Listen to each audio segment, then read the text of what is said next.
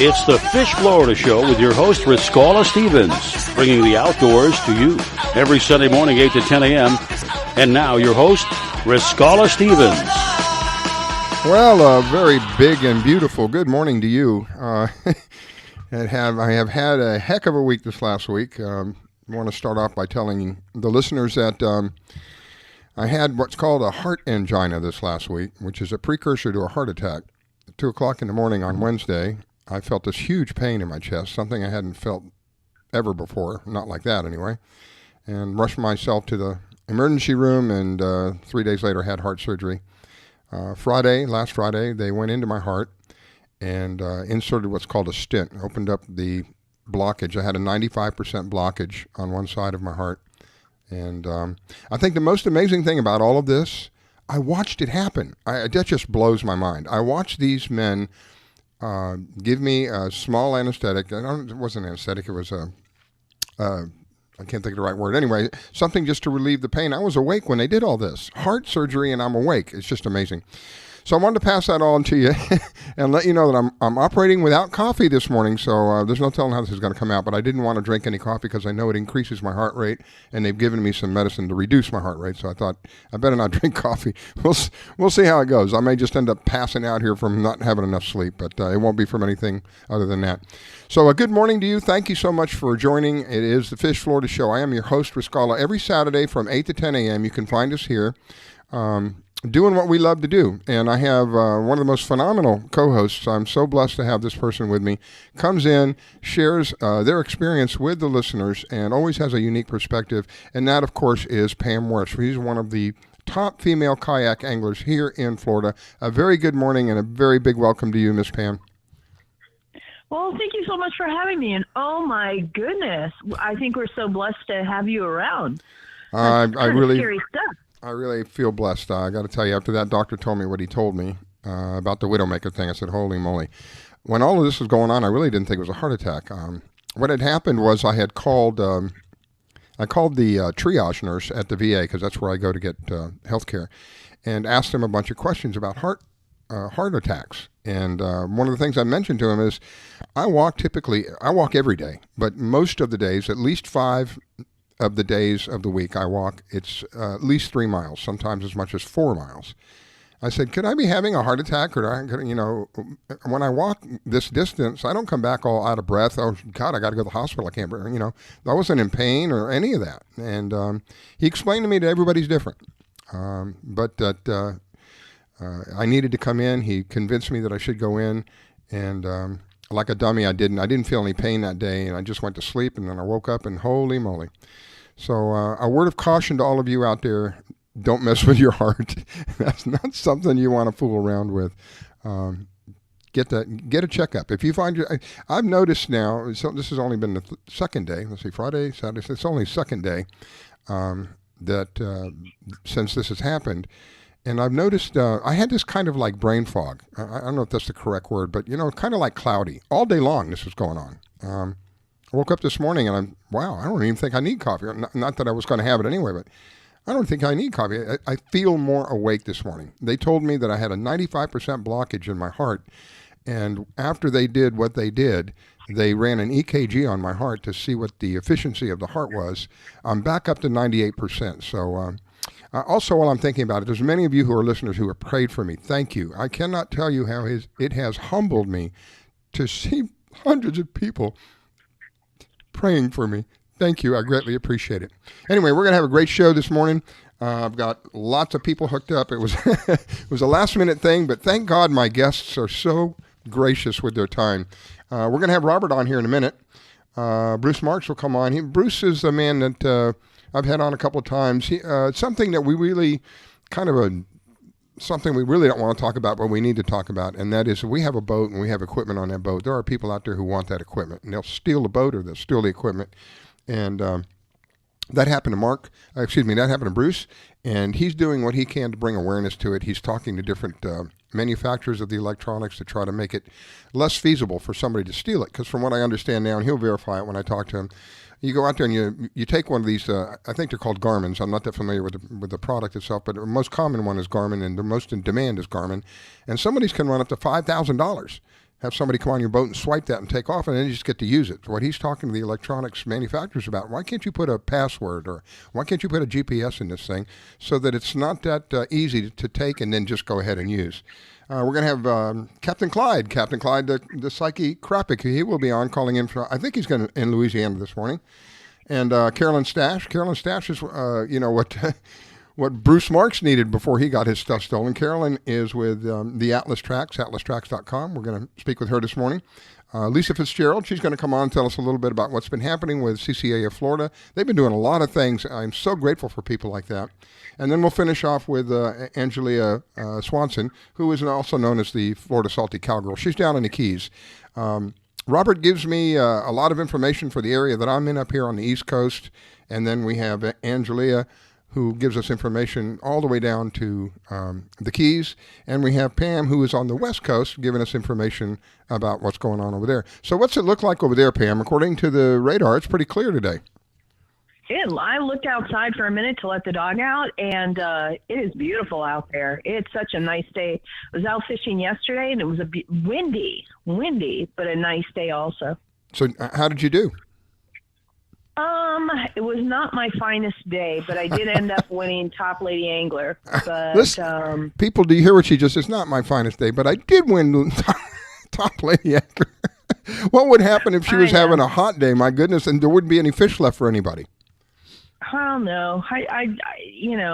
It was one of those days. I caught barely enough, but not enough to really in my opinion, do a great job. But that's okay. Still being out there fishing is always fun. Well, we're going to be talking about that in the next couple of hours, and I'm sure we're going to hear some stories. This last week, did you do any fishing other than yesterday? Well, yeah, because I was pre-fishing for it. So I did fish Friday also. An area that's hot right now with big redfish and trout is the Punta Gorda area. It's got some big school of reds down there, big trout down there. One of my buddies got a 36-inch red and a 26-inch trout. So, using artificial lures. So he did really well. And I know that you prefer that as well. You prefer artificial lures, right? Yes, I do.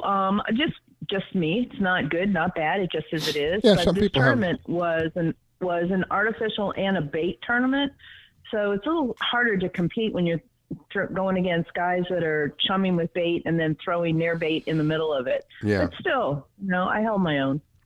Well, I know you do, and I'm glad that you were able to do that. Oh goodness.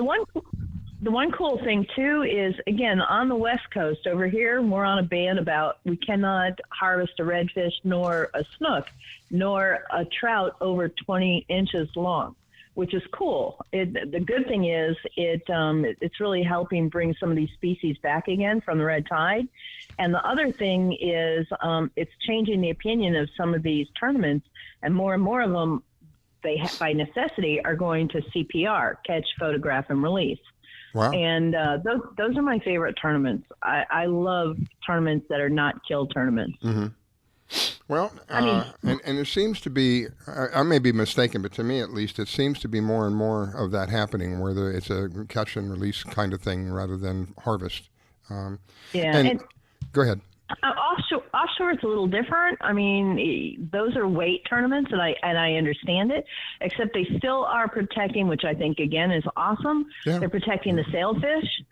Sailfish is still a catch and release trophy fish. Oh, is that for just the West Coast, or is it for all over?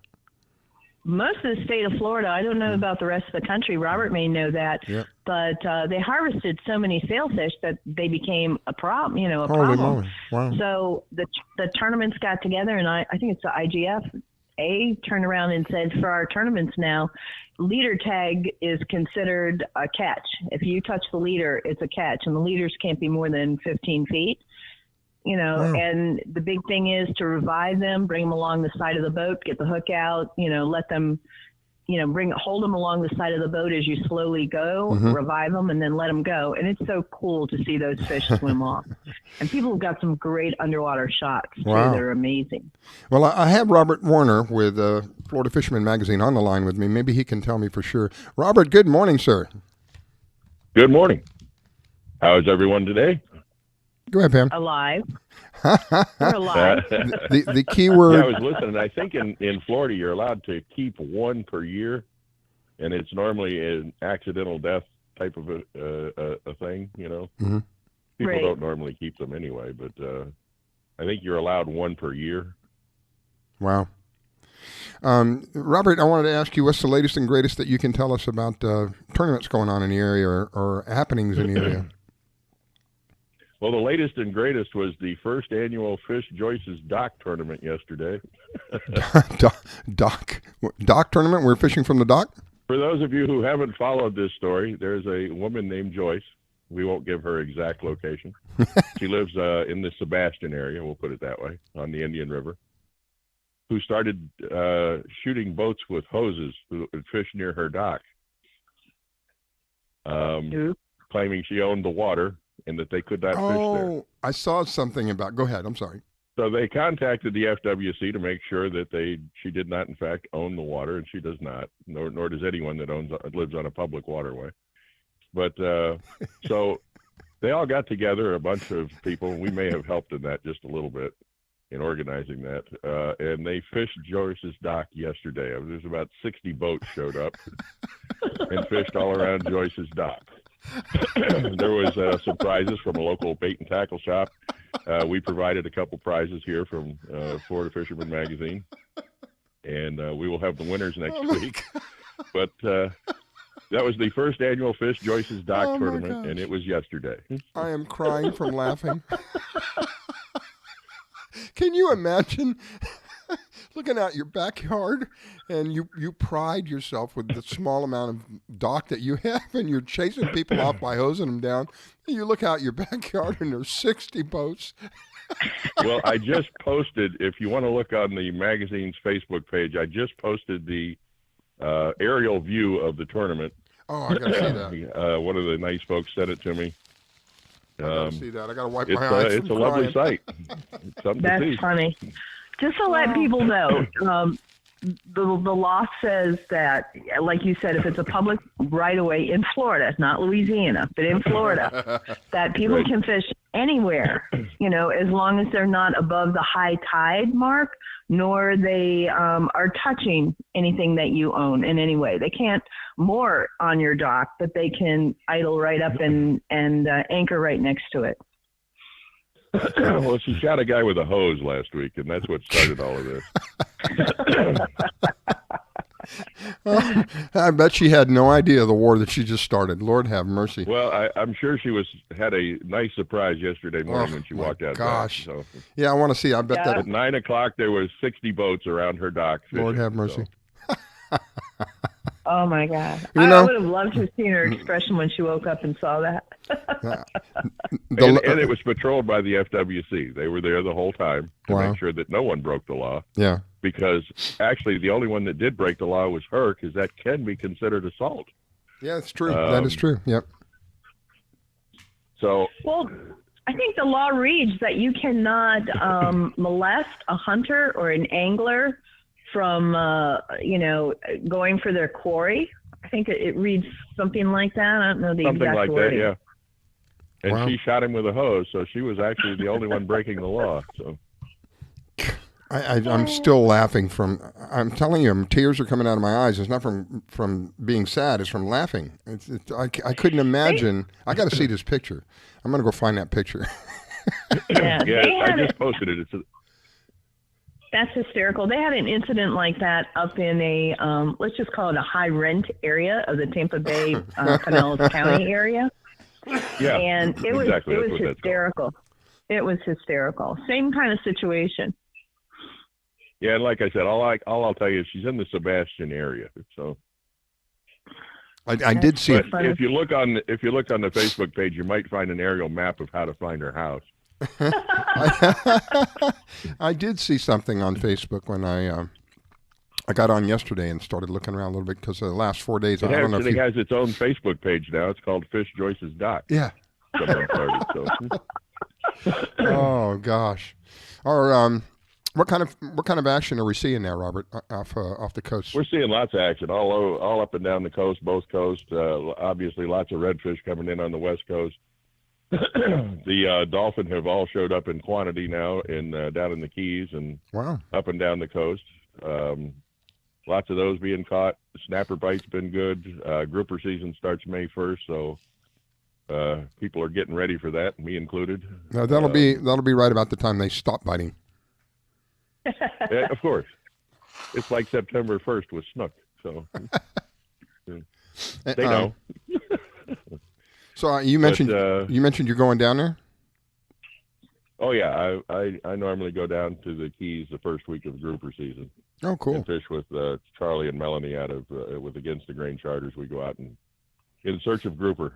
I did try to reach him again, but I think he had another charter this morning. So he did. He had a charter. He called me yesterday and said, "I'm sorry, I can't do it. I got a charter again." And he said, "I'm leaving the dock at 7:30." So yeah, it's understandable. Hopefully one day we'll get him on. And Rosemary will be on with us next week, but she had to go. If you saw the pictures of her and her son, she had to go to football camp with her son at the University of Florida yesterday. Her son plays for the Gators. Oh wow! Rosemary White.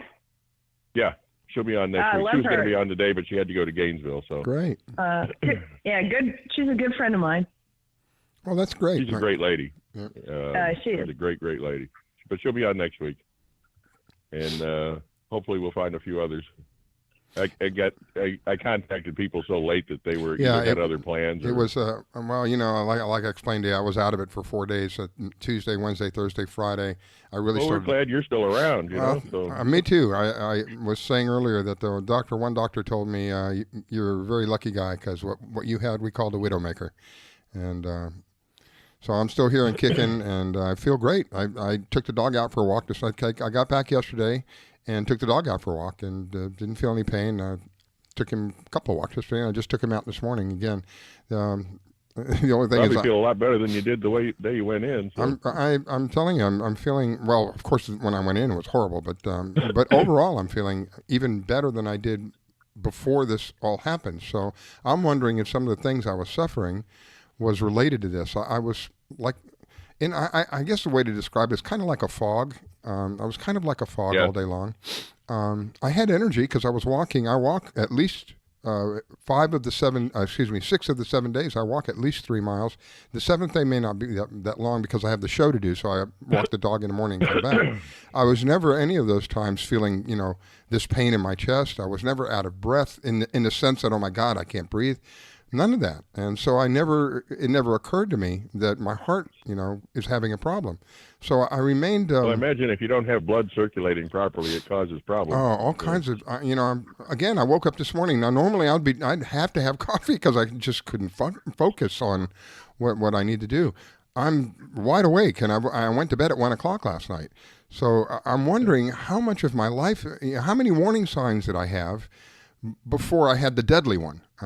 Again, this brain fog that went on. I had this feeling of just being tired all the time. Even though I had energy, obviously I'd go walk and then bring the dog back, take a shower, and go out to work. So I had the energy, but I felt tired all the time. This morning, I really don't feel tired. I've only had, 5-6 hours of sleep. It wouldn't be like a week ago. I'd be... Yeah, you almost sound hyper. You almost sound like you've had too much coffee. Yeah, well, and again, last night... But as far as the coffee goes, then I've had a heart condition since I was 12 because I can't move without coffee in the morning, so I'm sorry. But well, my theory about not drinking coffee this morning is they're giving me specific medicine to slow my heart down. So I don't want to try to go against the medicine. Speed it up. Yeah. So and we know that's what one of the things coffee does. Yeah. Well, it contracts the veins. It contracts the veins, and that's what makes it speed up. But you're probably getting more oxygen through your body that you haven't for the last couple of years. Yeah. So any of you who are listening, I hope and pray that you never go through this. The pain was just unbearable. But be aware I kind of prided myself. I was on nothing prior to this. No medicine. 66 years old. I prided myself on taking care of myself in a manner where I felt I was doing a good job. I mean, I'm overweight, but who isn't anymore? But I thought I was doing a good job. I was out exercising every day, but I had signs. Now that I'm on the other side of this thing, I had telltale signs that were going on, this thing that I was describing to you, in constant fog. I just couldn't seem to function at my best mental level all the time, you know. And this feeling of just being tired, even though I had energy, just feeling tired. Those are the two things that I've noticed right away that are different now. So if you're feeling something like that, the bottom line is, if you're feeling anything that you feel, I was 66 years old. I thought, well, you're just getting older, you big dummy. And this is just part of getting older. It's not. I was completely wrong. So if you're feeling anything like that, take the time to go have they wanted to give me a stress test, but the doctor says there's no point in giving you a stress test. I know you got a blockage, and we're just gonna do the procedure. So I ended up having heart surgery on Friday, and Saturday I'm up and walking around. It's amazing. Technology is amazing. I could go on and on about. Robert, I don't know if I shared with you. A stent? Yeah, I don't know if I shared with you, but and I shared with the listeners earlier. I watched him do it, Robert. It was the most amazing thing. I'm looking at my heart beating on the screen, and this, what appears to be like a thick wire coming into the heart, and then doing their job. It was awesome. It was awesome. It gives me a newfound respect for that thing that has been with me all these years, has kept me going, because it come to the point where it wasn't taking much more for it to stop. So I'm grateful, and I'm grateful to all of you who have prayed for me. Thank you. It does humble me greatly to know that all of you people out there were praying for me, and I believe totally 100%, as sure as the sun is shining, it made a difference. I had heart surgery 2 days ago. I did my political show last night, and I'm doing a Fish Florida show this morning. What does that tell you? Well, here you are. How about that? Yep. All right. Well, we're and up. How did they? Go ahead, Pam. Oh, I'm sorry. I'll ask later. No, that's all right. Go ahead. I was going to say, how did they see the blockage? Did they do some sort of X-ray or? They did what's scan? called a heart catheterization. They went in through my right arm with this very thin camera, and through my right arm into the artery of my right arm, up and through to my heart, and started taking pictures. Injected dye. I could see them doing this. This is just, at first it freaked me out, and then when I kind of relaxed a little bit, I went, oh wow. It's got to be one of the most amazing things I've ever seen, to see your own heart literally beating in real time as they operate on you. It's still kind of wow. That's different, yeah. Oh Lord. So anyway, if you're feeling like you feel like you shouldn't be feeling, check it out. Don't mess around with it. You don't want to. I certainly don't wish that on anybody. I don't care who it is. I don't wish that on anybody. It was a very, very difficult pain to deal with. And I've had some pains in I've had a collapsed lung that didn't compare to this thing. I've had brain surgery where I had issues with going on a tumor inside my brain. Didn't compare to this thing. So I've had a little bit of experience in that area. Don't mess with it. Take care of yourselves. Be healthy. It's the best thing you can have, my friends. Your health is the best thing that you can have. And to have people pray for you, it's the next best thing. Anyway, let me get on to the break. It's a beautiful day, so get outside. Yeah, it is. Robert, any parting words before we go? Working on the magazine all this week. We'll have a new issue out the end of next week. www.flfishmag.com, and we will get it to everybody as quickly as possible. And what's the theme? Actually, this one was families fishing, and we've got a bunch of them. Oh, man. I'm going to be checking that one out. Family, this is what it's all about for me, my friends. That's why I do what I do. That's why I'm here every morning doing this, because I want to give families an option of something that they can do, all experience the same thing, all experience at the same time, and then have something to talk about later. And you know what that does? It helps build relationships and bonds between each other. You'll never convince me that there is not an outright attack on our families today. I see it day in and day out. I have got a couple of kids, so I see it firsthand. I see their friends. I see what they're going through. And our friend Stephanie will be back in the magazine, too. She went to Indonesia. Wow. And she's back in the magazine, too. So. Excellent. All right, we're a couple of minutes behind. Robert, thank you so much. God bless you, my friend. I appreciate you praying for me. You guys have a great Sunday. Talk to you next week, my friend. You betcha. Any parting words, Miss Pam? No, I thought you were just going to go. I'll catch you guys later on the flip side. All right. You're listening to the Fish Florida Show with your host, Riskella. Don't go away. We'll be right back.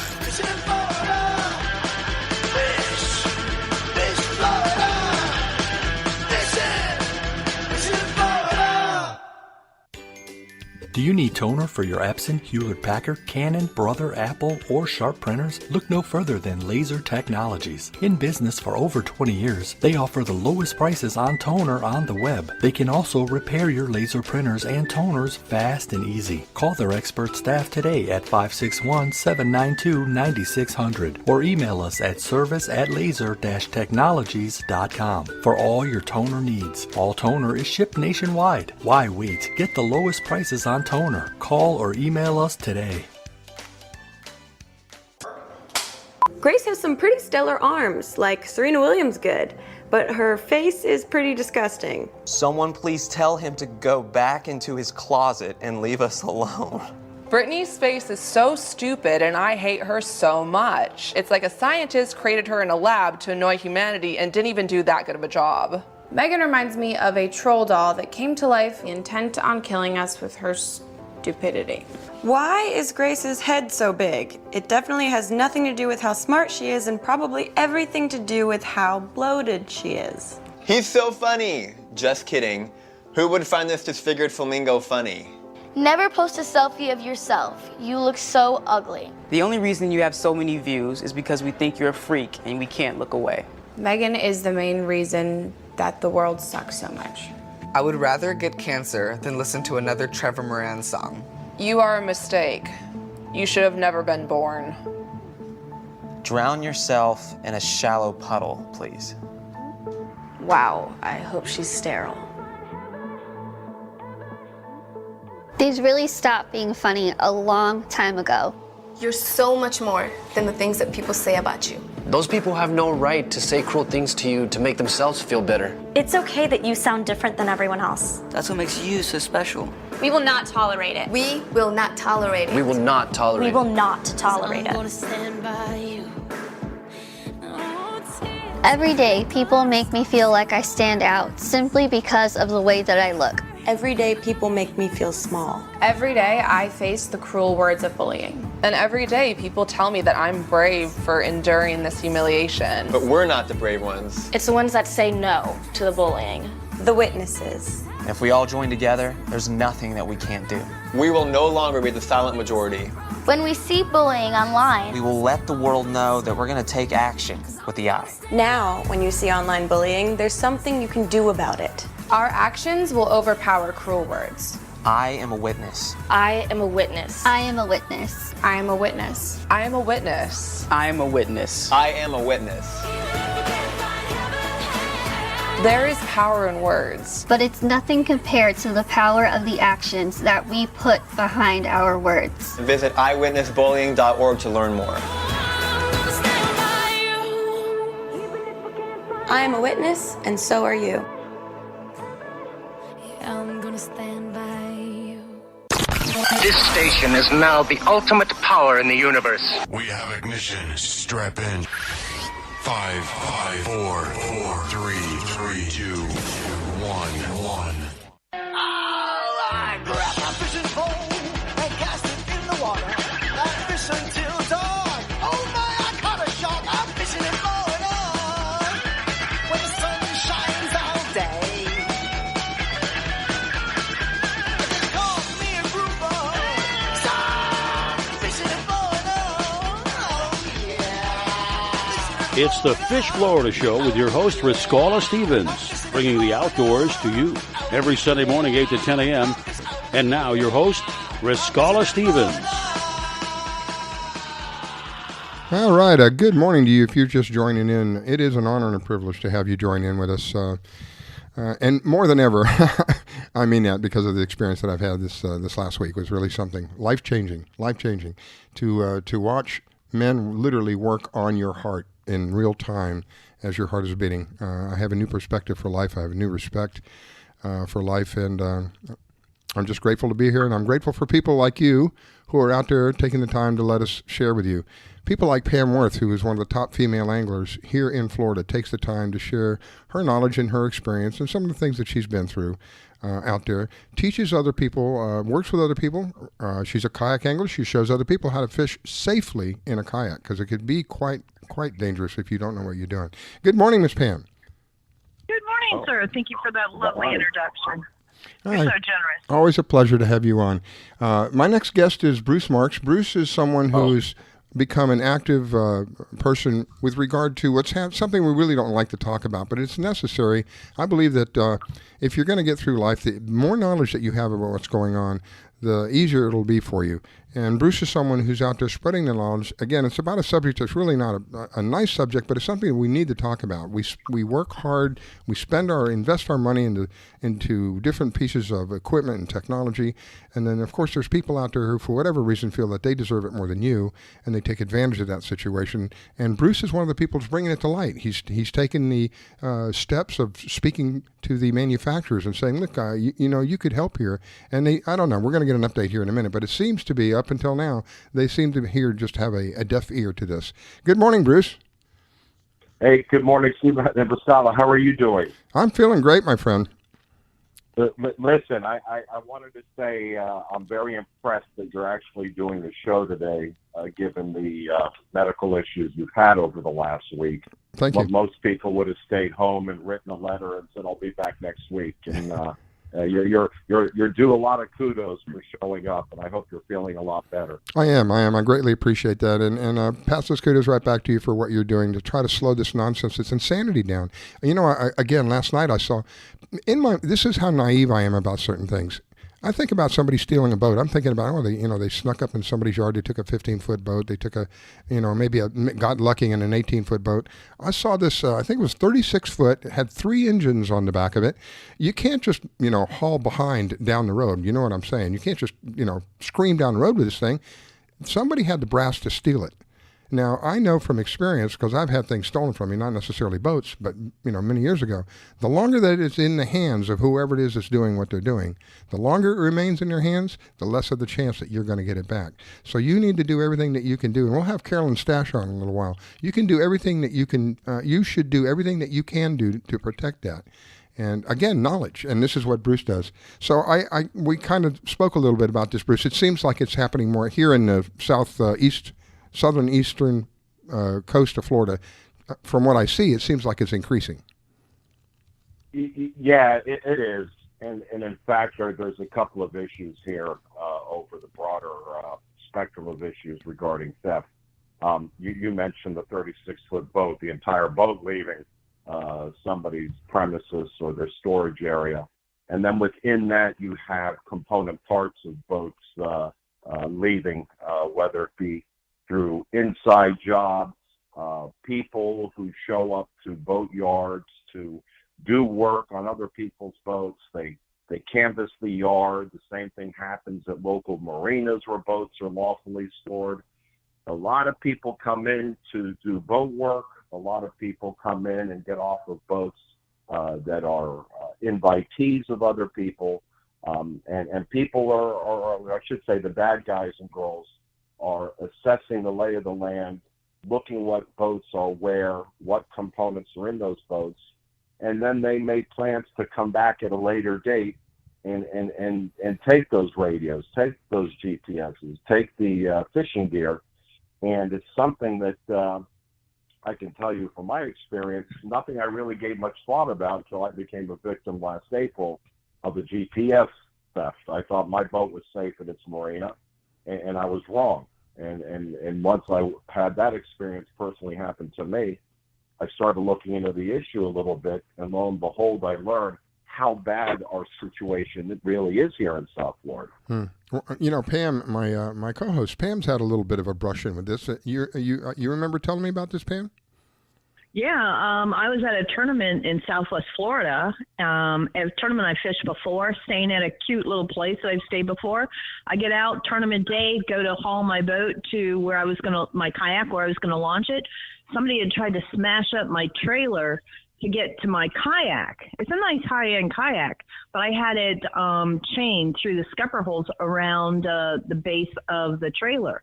So they were trying to knock off the 2 crossbars to get the chain off so they could slip the chain off and take the kayak.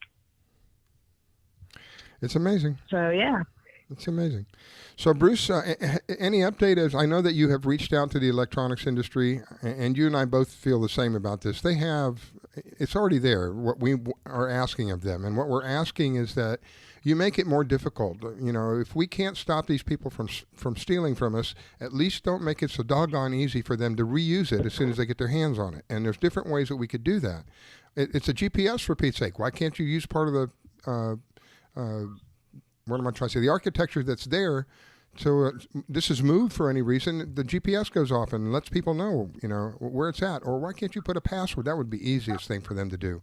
Put a password in so that when somebody goes to use it and they don't have the password, if they fail the password 2 or 3 times, you do like the banks do. You're locked out. You can't get in. You got to take it to a service person to get it reset. That kind of thing. These are all a simple step for these people. Have you gotten anywhere with them? Well, actually, in the short amount of time I have on that GPS issue, as you know, and thank you for having me on a previous show to discuss that cause. After I had become a GPS victim, I lost to Garmin 7616. I decided to look into that issue and to see why it was that GPSs do not have the same basic safeguards as do our cell phones. You know, no passcodes, no find your phone apps, and I also made the argument that, like our OnStar equipment in our vehicles, if you report a truck stolen, why is it that Chevy can send a signal through OnStar to disable an engine? Why can that same technology not exist with GPSs, especially since each unit has its own IP number and each unit is its own standalone piece of equipment. Mm-hmm. And I started that in November, going to the Fort Lauderdale Boat Show and handing out flyers, and commenced a dialogue with Garmin and got pretty far in a short period of time. I had a meeting with the National Marine Electronics Association at this year's Miami Boat Show. And there were select members from all of the major brands, Simrad, Ray Marine, Garmin, and we all sat down, and Bruno, and we all sat down and we talked about this subject. Now, the cynical side of me says that these folks don't want to rush out and create these safeguards because on the record they won't admit it, but off the record everybody knows that it's better to have a nice unit that gets stolen from somebody who turns around and makes a claim on their insurance policy, gets a check, and goes back to the retailer and buys another unit. I agree. That's a cycle that's repeated itself over 30 years, and until now, nobody's called them on that cycle. And it all goes hand in hand because the insurance premiums here in South Florida are out of control, and they're out of control not only because of the GPS thefts, but the thefts of boats like you talked about at the beginning of the segment when the entire boat leaves. And the insurance companies know that if you have a 305 zip code or one close to 305, that your rates are going to go up exponentially. So what I did was I had that meeting with the industry people, and I listened intently to what they had to say. And I have to admit that there's a couple, and I told them that I would keep my discussions with them between us, and I have to honor that. But there's one particular manufacturer that's standing out amongst all the others who has imparted some ideas to me that they're working on, that if they come through with those ideas, they will be ahead of the game 100% in front of the other manufacturers to deal with the present technology that we have. And in essence, some ideas are going around that if, let's say, Rascal, I stole your GPS and then I took it and it was powered up down in Key West, a signal would go to that manufacturer and it would immediately be locked down because that GPS would violate the geofence that was set up within the GPS itself. These are things like you spoke with about Carolyn's stash and AtlasTrax.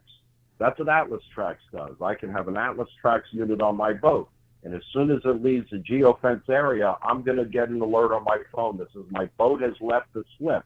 And that allows me to immediately start tracking the boat, get the law enforcement involved, and to start the process of trying to get the recovery, whether it be of the boat or of the GPS. Mm-hmm. So this discussion has gone so far that I've captured the attention of the NMEA, who published in their recent journal, the front page of their journal is this GPS theft issue.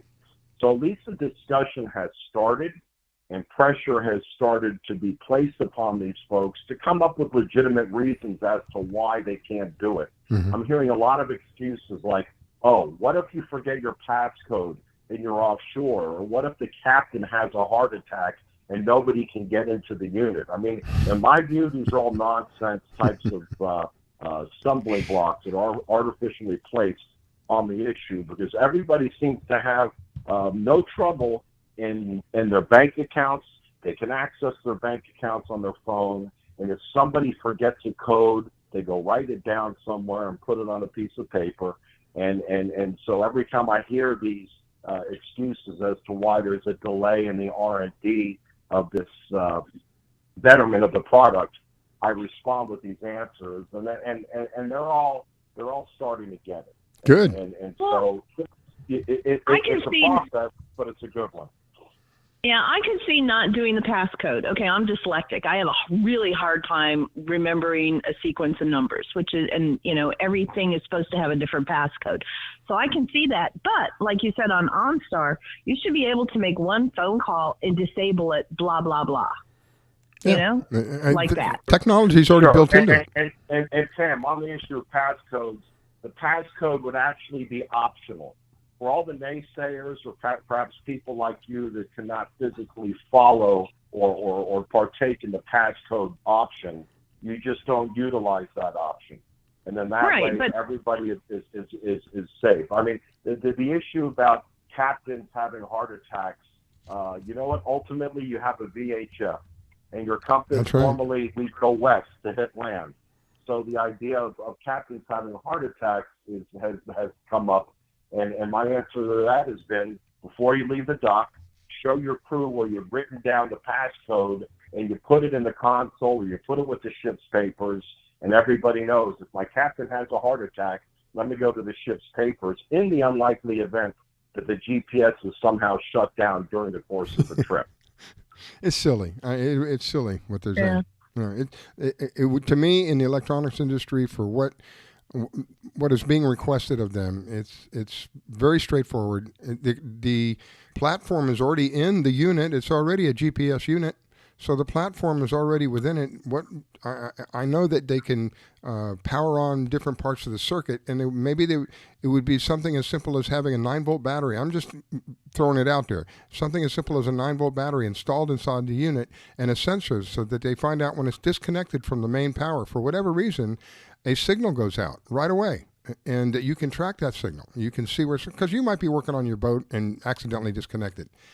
So it's not going to set off alarms, call the police and all that, but you'll get a signal on your phone that something has happened. From that, you make the decision at that point what you want to do. And this is this is already, the platform's there. I'm talking from experience. I built my first computer in 1985. I've been involved with computers ever since, up until about 3 or 4 years ago. I only work for myself now, and I commonly work on printers, all different kinds of electronic circuits. I know that within them, you can do certain things. And the greatest example I can give you is, many years ago, we only had laser printers, just printers. All we had was printers.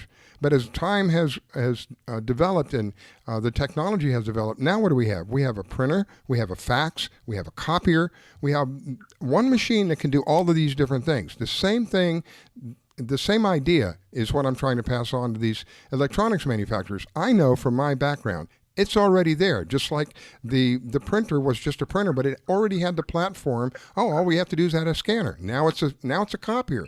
Oh, well, all we have to do is add a small module. Now it's a fax. It's already there. You just have to build on it, and it didn't take much. And by the way, these are one of the most popular machines out right now. A machine that can do a multiple thing. Riscala, and you touch on something else, because one of the other things I heard at the meeting of these manufacturers, the one who they'll remain silent, but a comment was made that, well, unlike Apple phones, we don't have the same infrastructure, and it's going to cost too much or a heavy expense to do this. And I said, well, that's an interesting comment. How do you reconcile that with the fact that all the GPS manufacturers now are coming out with their own apps that allow them to integrate their phones into their GPSs, and they can monitor the GPS experience, and then those GPSs are integrated into the systems of the boats. So they've got an app on their phone that not only covers what the GPS is doing, but it's linked into the rest of the boat systems. And so you can't have it both ways. You can't introduce an app system for your GPS. All the manufacturers are doing it that allows you to accomplish these things, but then leave out the idea that maybe I can track my GPS that has been stolen from my boat. And I say this sometimes tongue in cheek, but you're talking about the same industry that's responsible for the ability to send smart bombs from hundreds of miles away and guide them within a 3-foot doorway to an intended target. Now, if they can do that, these people can track their own GPS units, which have been stolen from a customer. And I'm not going to stop on that cause until they relent. Yeah, I'm so grateful for don't people the phones like you. have to be on? Just a question, because going back to what Riskella said, that maybe they do need a battery inside, because don't the phones have to be on to track them? Oh, for sure. And there are battery systems that can work, and not for 30 or 30 plus days, but they're battery systems which can work. And like what Riskella said, the most critical time period of a theft is probably within the first 24 to 48 hours. Right. And they can have batteries that will work for at least a week, because after you get 2 to 3 days out, chances are somebody's gotten into the unit, perhaps disconnected the battery. But you want to be able to get them, and the one thing I've been recommending to them is the similar geofence technology that exists with the boats.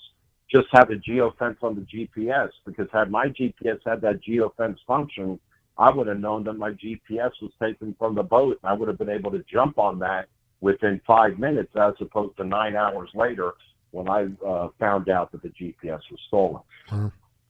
Well, I just want to thank you, Bruce, for doing what you're doing, because not only are you bringing it out in the spotlight, but you're having an effect, a real effect. This is really what our country's about.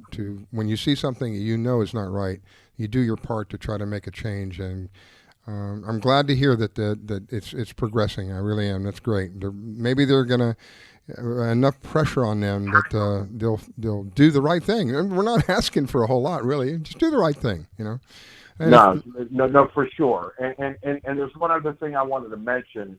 As an offshoot from my theft, I ended up coming up with a concept of a dock watch idea. And my friend Scott Baxter, who's very techy and understanding of the Facebook process, he and I together put together a Facebook group called the South Florida Marina and Boat Watch Group, which we started last April and now has close to 10,000 members on it. And what that group is a group where people can immediately report thefts, whether it be GPSs, boats, lower units, engines, the whole gamut of thefts that they have been victimized from.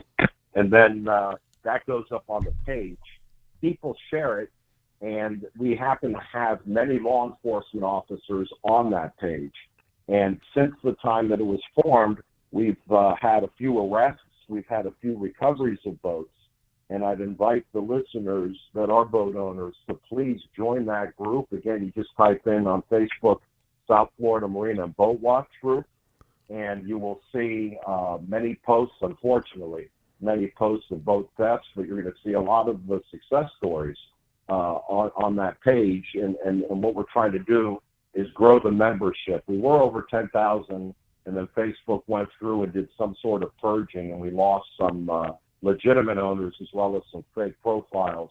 But we're trying to get that membership back up again because with the advent of social media, it makes it a lot more difficult for these people to be grabbing these boats without being seen by others. And if I have time, I can give you a perfect example of that.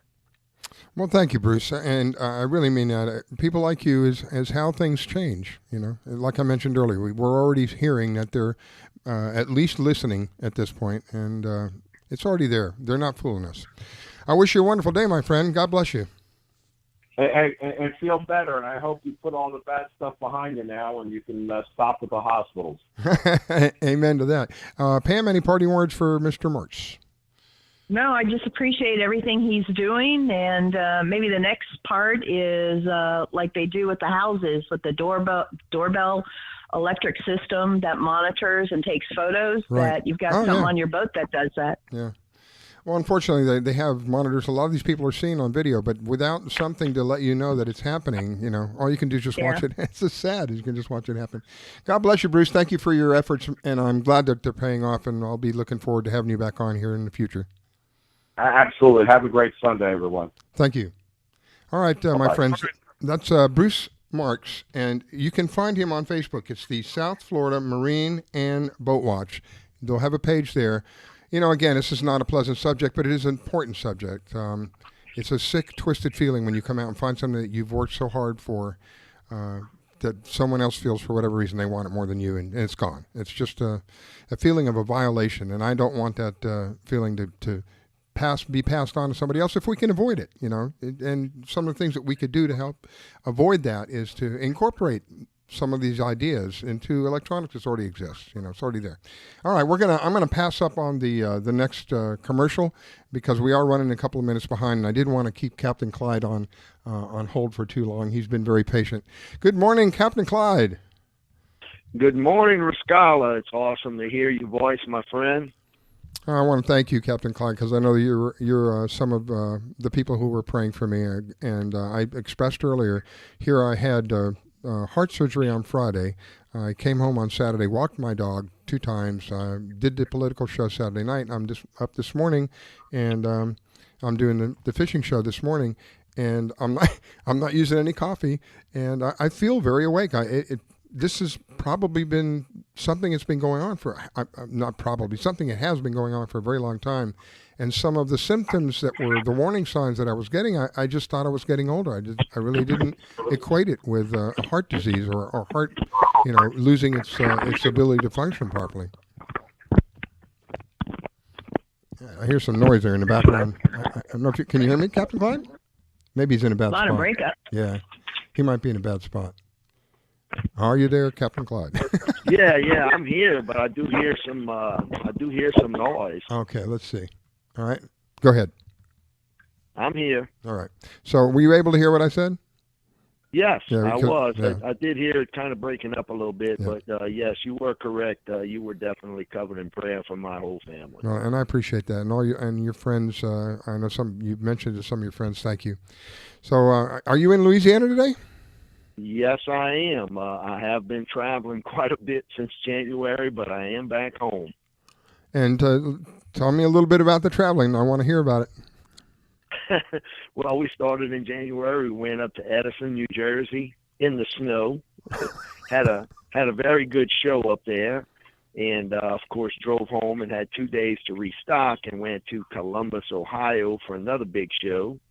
And I actually stayed up there, and then drove over to Indianapolis, Indiana, for a 10-day show.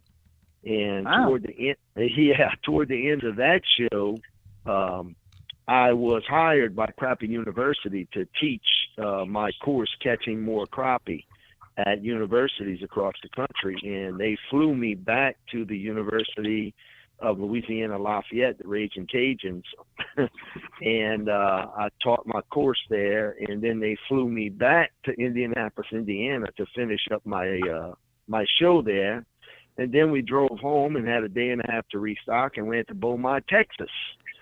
So it's been a whirlwind of a tour, but it's been good for the Crappie Psychic, and we've gotten our products out to a lot of people and got some exposure in a lot more states. I can, in my opinion, in my experience of you, I think that there's 2 things that account for that. Number 1, your faith in the Almighty, and number 2, you have a really nice product. Well, I'll agree with both of those.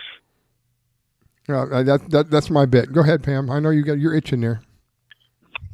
No, everybody's heard of your lure, or let's say their beginning, but can you tell us a little bit about it, how it works, and what makes it so unique? Well, what works, why it works is because, number one, you don't have to change your favorite lure. Most fishermen fish with a favorite lure. I know I do. And what's good about my product is you don't have to change what you love to use. All you do is you add my scented trailer. It's a small trailer for the smaller fish, a little bigger for the bigger fish, to your favorite lure. And it doubles the action. It adds a lot of action and vibration to the water. And, of course, all of my trailers are scented what we call our psychic sauce. And there's nothing on the market that even comes close to it. I've been tinkering with a scent for 15 years. My company's only 4.5 years old. So I probably got the recipe down about 7 years ago. And I was always scenting everything I used anyway. And so that's why it works so well. And that's why they call him the crappie psychic. Yeah, because you've been around other people that were fishing near you. They're not catching anything, and you're just loading your boat up. Well, I wouldn't say they're not catching anything. I'm just catching more. Yeah, a lot more. But right now, the people around me where I'm at are using my trailers too.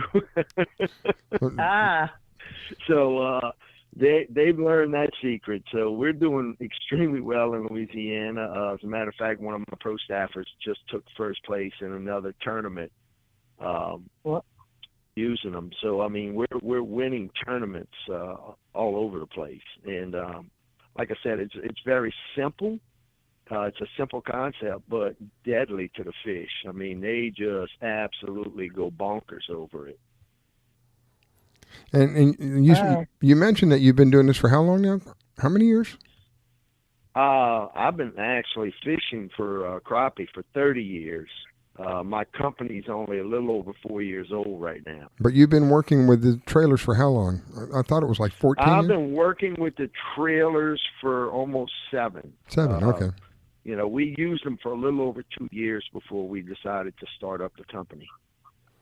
Well, congratulations on the startup of the company. Congratulations on a nice product. I say that firsthand because I purchased some from him, and I wanted to use them in place of, I take my grandkids fishing. We have canals all over the place here, and I take them fishing, and I've been previously using worms. And, you know, if you've ever used worms, it's just kind of messy.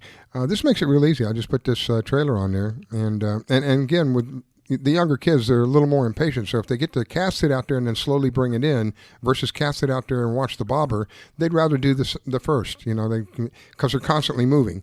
And so it's more enjoyable for them, and it catches fish. I was very impressed with it. Well, thank you, Captain. Go ahead. Does it catch a variety of fish? Does it catch anything besides crappie? Yes. We have trailers that start, you know, of course, on the small freshwater species for crappie and brim, bluegill. We have some a little larger that's great for the bass, sea trout, redfish, flounder, and we go all the way up to cobia, wahoo, tuna, tarpon. So we have trailers of all sizes. The difference with the real big ones are those are not scented yet, but bass fishermen are using the 7-inch ones, and they're adding the 3-inch ones, which are scented, to their rig up. And our record right now has been caught out of Georgia is 11 pounds 4 ounce largemouth. Wow.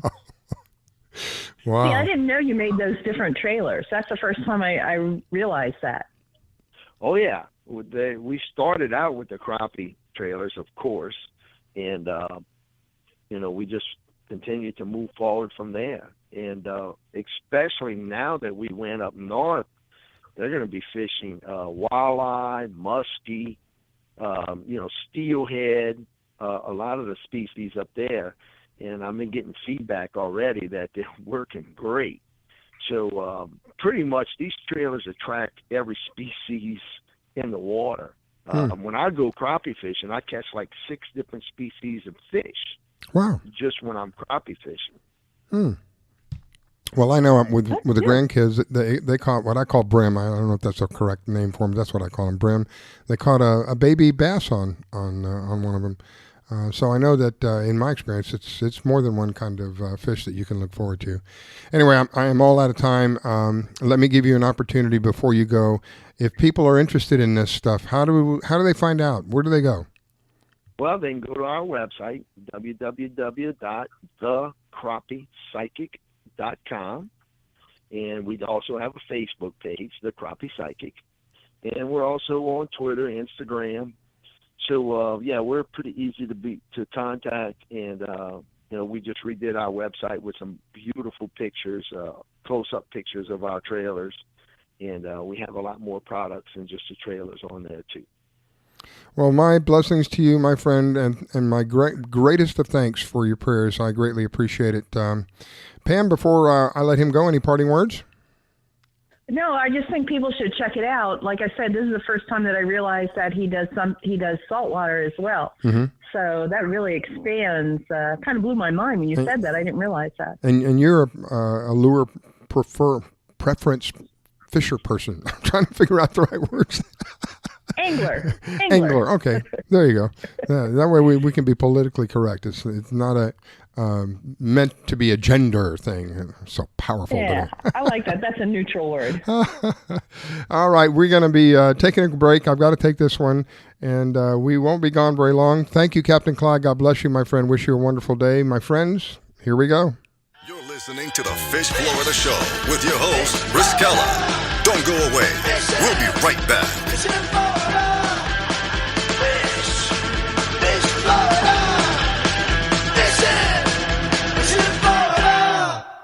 What's up, Ricky Dillon here at the largest social media gathering in the world. So the internet is an amazing place, but sometimes it can be a not so great place with online bullying and trolling and stuff. Have you ever seen online bullying before? Unfortunately, it's kind of common. Online, people can hide behind the internet. Those comment sections can be a little harsh. Yeah, definitely. That's a good word for it. I've been called many homophobic names. I felt embarrassed. I felt humiliated. It made me stop liking myself. What if I told you there is something that you can use anytime that you see bullying online that calls attention to it in a nice way? Like, hey, that's not nice. I wish that was the thing.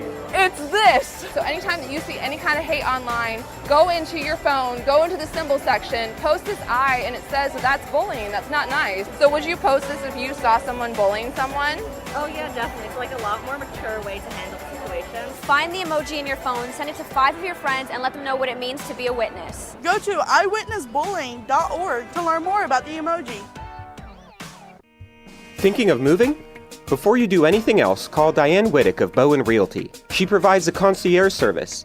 Things like having your home or condo packed and shipped, even take care of your home repairs or upgrades. Diane has the expertise to get it done.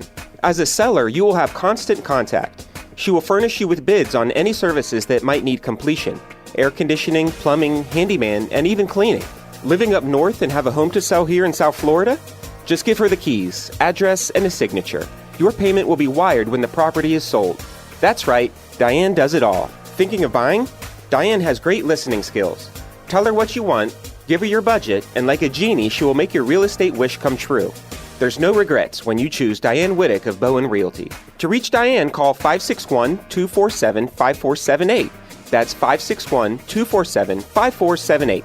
Diane Whittick at Bowen Realty, located in Wellington at Wellington Trace East and Forest Hill Boulevard. 561-247-5478.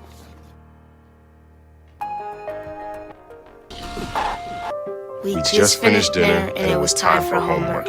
He hates homework. It makes no sense. I don't know how he finds anything in his backpack. I can't find my backpack. I couldn't even read his handwriting. Holding the pencil makes my hand hurt. I know he's bright. Why is it so hard for me?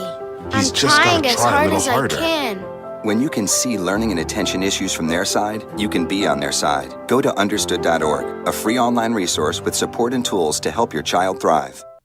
Do you have an unusual pet? Did you know that the Rainforest Clinic in Loxahatchee specializes in exotic pets? They see pets that other vets don't. Parrots and chickens, ducks, geese, turtles, snakes, goats, pigs, lizards, and even monkeys. Are you a beekeeper? Dr. Clubb, the first of her kind in the area? Yes, she takes care of bees as well. Dr. Susan Clubb has decades of experience and known around the world for her reputation as a premier avian vet. Located at 3319 E Road in Loxahatchee, just a short distance north of Okeechobee Road, you will find a modern clinic with in-house labs, which allow you to get your test answers quickly. You can find them online at www.susanclub.com. That's www.susanclubb.com. Or you can reach her at 561-795-4878. It's Dr. Susan Club. That's 561-795-4878. The Rainforest Clinic located in Loxahatchee. 561-795-4878. I grab my fishing pole and cast it in the water. I fish until dawn. Oh my, I caught a shark. I'm fishing and blowing on. When the sun shines all day. They call me a grouper. So I'm fishing and blowing on. Oh yeah. It's the Fish Florida Show with your host, Riscala Stevens, bringing the outdoors to you every Sunday morning, 8 to 10 a.m. And now your host, Riscala Stevens. Well, beautiful good morning to you. If you're just joining us, you've missed out on a little bit. I would like you to know that we do have archives set up. You can find archives of the show. I think we're a couple of weeks behind because of I planned on doing it last week and we had a little excitement last week. But we will have the show's archived. So if you've ever missed any of this stuff, you can always find it. You can always locate it. Again, it's located at the www.fishfloridashow.com. We just look up past events and you can find our archives there. It has been an exciting week this last week. If you're just joining, I had a quick brush with the angel of death, if you want to call him that, and he lost, obviously, because I'm here, and has given me a new perspective. And when I tell you it is an honor and privilege for me to be here and an honor and privilege for you to be listening, to have you listening to me, I do mean that more than ever with all of my heart. All right, so I have Pam Wirtz. She's one of the top female anglers here in Florida. She's always so gracious with her time. I'm ever so grateful for her. Thank you, Pam. I appreciate it. My pleasure, sir. And it's so good to see that your heart is strong and healthy and beating love out there. Thank you. They did an EKG on the heart on Saturday. They did heart surgery on Friday. Did an EKG on Saturday morning before they released me and said 98% function. So, and I feel great. I'm really surprised that I'm functioning at the level that I am, and I've had no coffee. That's the part that's really surprising to me. Again, I didn't want to take the coffee because they're giving me medicine right temporarily to slow my heart down, and I know coffee will help speed my heart up, and I don't want to do that. I don't want to fight one with the other. Anyway, so my next guest, having this guest on, I should have had her on right after Bruce Marx because I think it would have really gone well.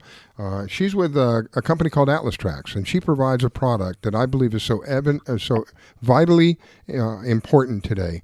Again, as I mentioned earlier, we work hard for what we have, and it's a really, really void feeling. I just can't describe it. When you come out and something that you've worked for that it belongs to you is gone, and you feel helpless because you've not taken the steps to help yourself, to try to do something to get it back. The longer that the bad guys have it, the less the chance that you're going to get it back.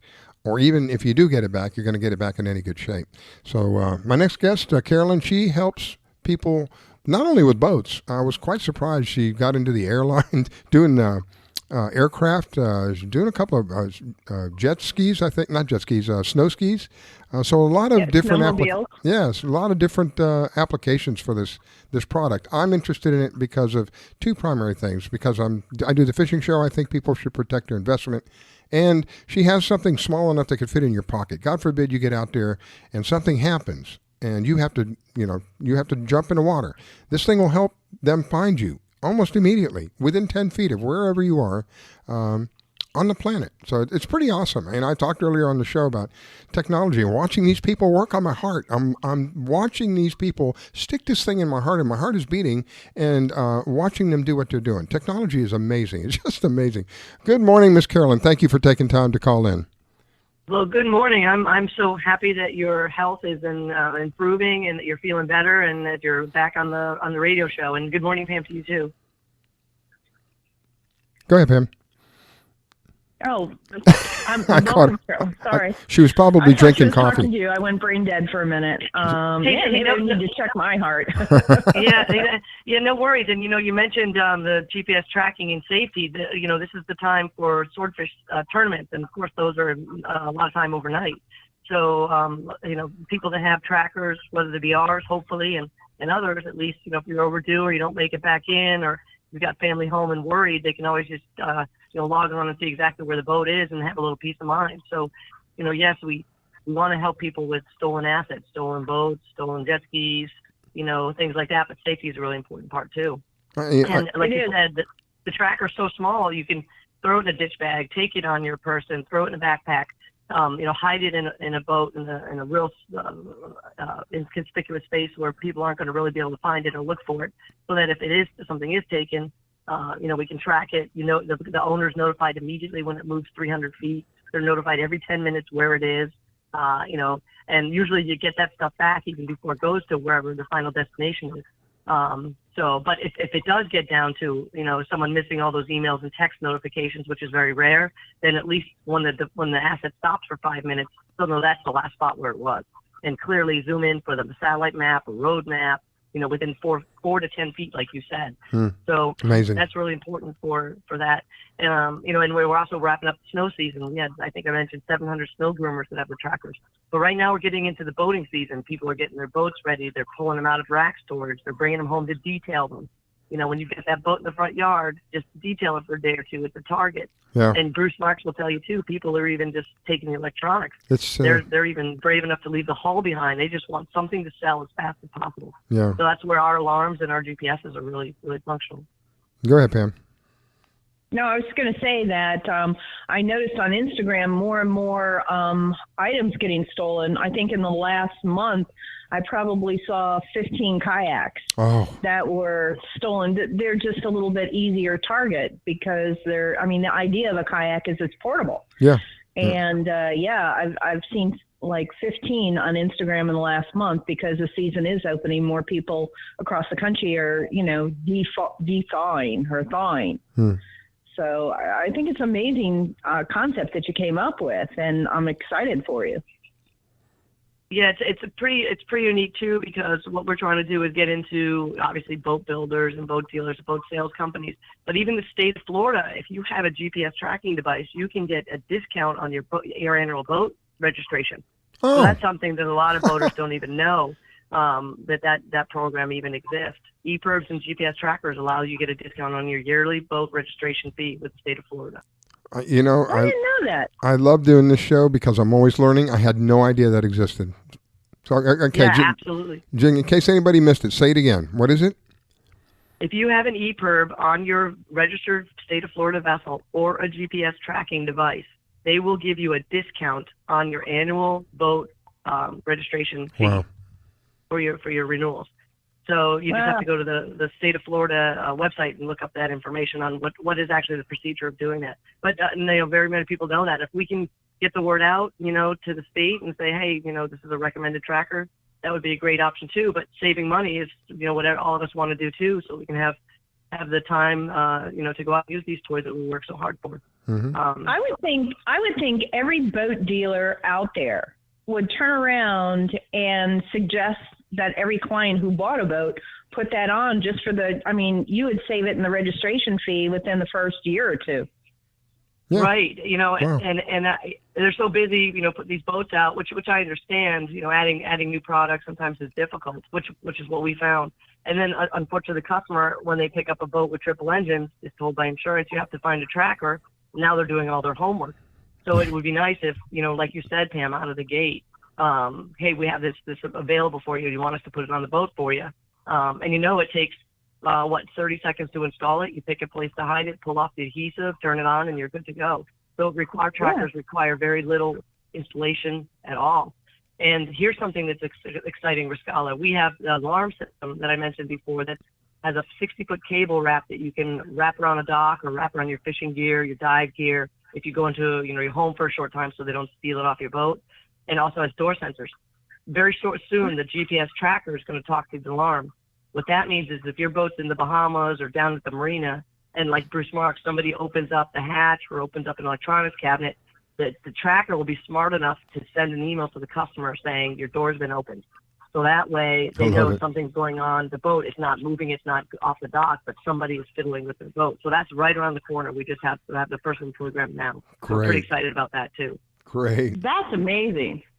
Right, and that'll help a lot of Bruce Marks' issues of people just stealing electronics while boats are in marinas with video cameras on them, because once they steal them and they're out of the video camera range, now you're looking for a manhunt. You're not going to find that person. Yeah. It'd be nice to be able to set off a siren, hopefully scare them away, and now the owner knows, the owner of the boat or the asset or the trailer knows that somebody's unhooked a cable.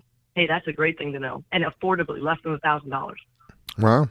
Well, I can tell you from my personal experience that when a situation like this happens, it is something that it's not a good feeling. It's a feeling of